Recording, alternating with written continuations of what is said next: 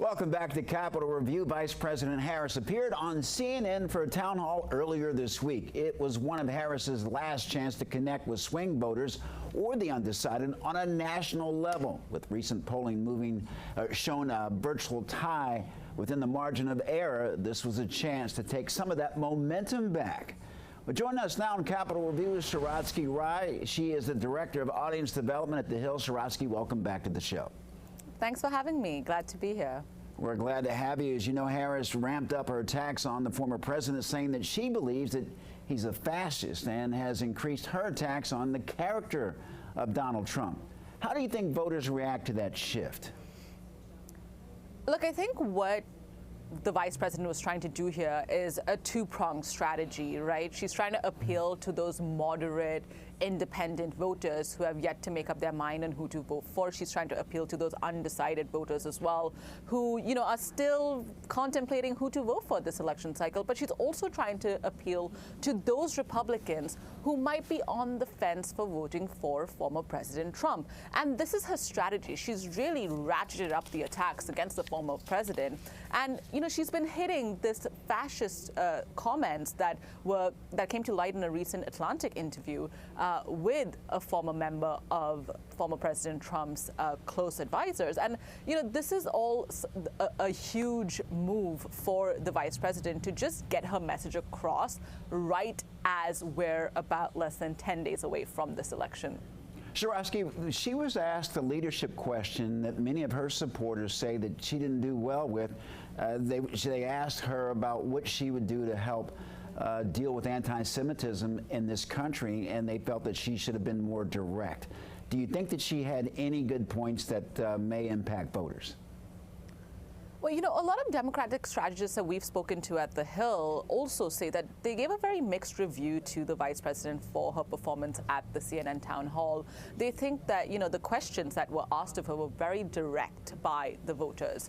But her answers were a bit indirect. They were a bit long. They were a bit word salady. And, David Axelrod even said on CNN that it was a bit too much of a word salad. And Van Jones, who's also a CNN commentator, said that, maybe she should just answer the question. And that is something that has struck a nerve time and again with voters, where they think that she's not direct enough. But one thing that did resonate from her CNN town hall is that it was her personable moments where she was talking about her experience, her background, her faith, her going to church. And that really allowed voters insight into who she is as a person, something that they've said time and again that they didn't know enough about her because she, entered the race so late. So that was something that was a huge win for her in order to get her message across about who she is at the CNN town hall. Do you feel the vice president tried to distance herself from the Biden administration, saying that she would take a new approach? Do you think that she was able to do that effectively? Well, she has been saying in the lead up to the CNN town hall that her presidency would be different from a Biden presidency and not an extension of it. And she said the same thing at the CNN town hall once again, but it was a bit of the talking points that she repeated were all her campaign talking points. She's repeated that time and again on the campaign trail. She relied on the speeches she's done and knows best, rather than kind of, try something new and appeal directly to the voters.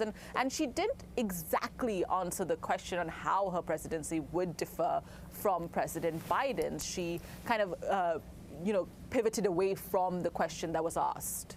What was President Trump doing while Harris was at the town hall? So former President Trump has been setting up these moments of competing rallies. So he was in Pennsylvania when the vice president was in Pennsylvania. He was in Georgia when the vice president was in Georgia. And now he's going to Texas while the vice president is going to Texas to have an appearance with Beyonce. So he is hitting the campaign trail hard.